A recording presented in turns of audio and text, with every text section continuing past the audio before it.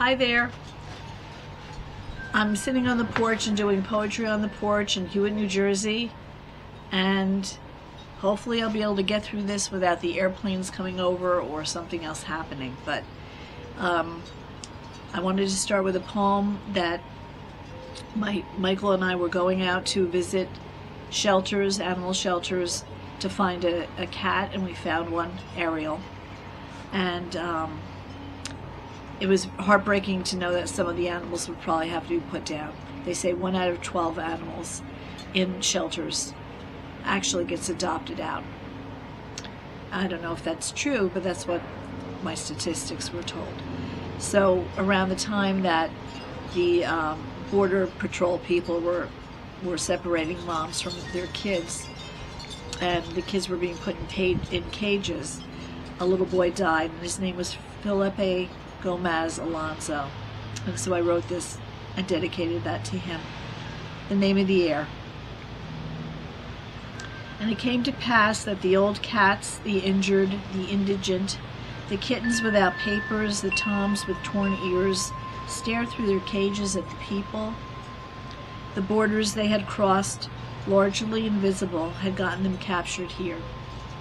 Not knowing the word, the name of the air, they stood there, unaware, until due to absence and circumstance, they came to ask if anything could be done.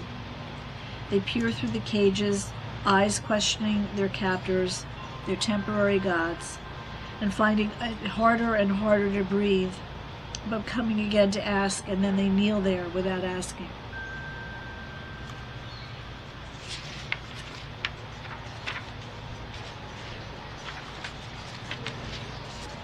So I will read about my little cat named Ariel, and it's called Young Airy in Spring, with apologies to Cummings. All in tabby went my love a-stealthing, on silent paths of pink into the dazzled dawn. All in hope went my love a-stormin', with fiendish jaw, with needled paw, into the crooked dawn. 4 squirrels scold, tails a-twitchy, the merry hare ran before. Faster bee than needled jaw, the swift brass hare, the brave bold hare. 4 wild piebalds on a rough twigged hammock, the cruel monarchs reigned before. Naked with prayer went my love a-stalkin', riding his hope paws down into the silver grass. 4 crass mice sank fast and tauntin', the fields of flowers raced before. Quicker be they than slippered paw, the sneaky mice, the sleekit mice. 4 fleet moths at a bold sunflower, the humbled kitten kneels before.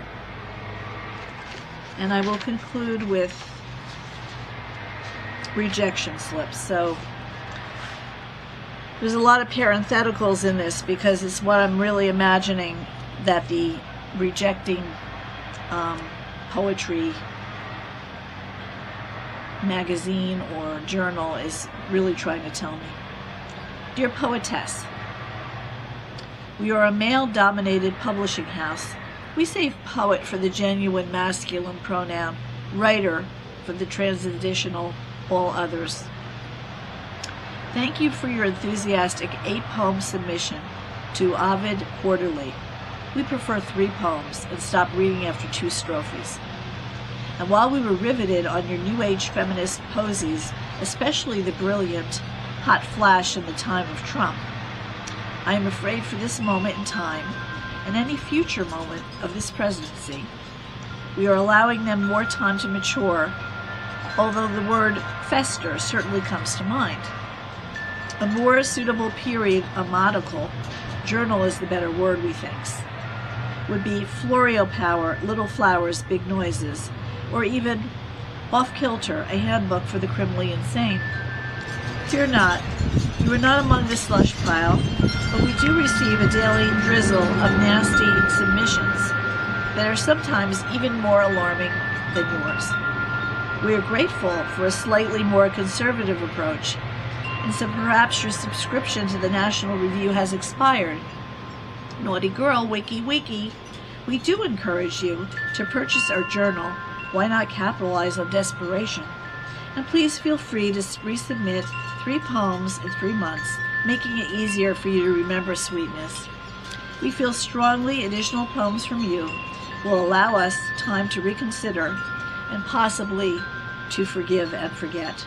As ever, best wishes that you will have 1 or more psychiatric evaluations, or better still, pen a manuscript entitled Get Thee to a Nunnery, How the Bard and Freud Veered My Poetry to the Right.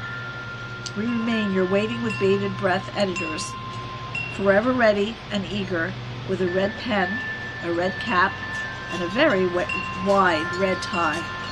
P.S. We can't promise a personal no each and every time, Cupcake, but with this entry, you have inspired us. Thank you.